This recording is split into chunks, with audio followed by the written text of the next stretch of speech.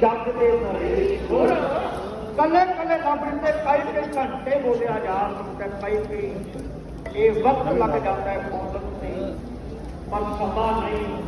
रवाई सुनिया दे कि चंगे बंदियां दे चंगे काम होंदे, महापुरुषों के असल विचार समझो। सरदार साहब कोई बंदा चोरों की ना रह लग जाए, उन्हें चोरी सकनी नहीं चाहिए कि चोरी करनी करना है। जे कोई बंदा गुरमुखां दे नाल रहे, हो सकता है 2-4 दिन बंदे का मन ना करे, पर जिवें जिवें बंदा वाहिगुरू परमेश्वर का नाम जपदा है उवें उवें रंग लगता रहता है, उवें रंग लगता है। बाहर के जिहड़े रंग ने 2-4 घंटे का अपने आप को जाने, पर जो नाम का रंग लग्या होवे फिर उहदे ते गुरु की कृपा वसदी है। मन हर किते आए तू एक मन एक चित भाए,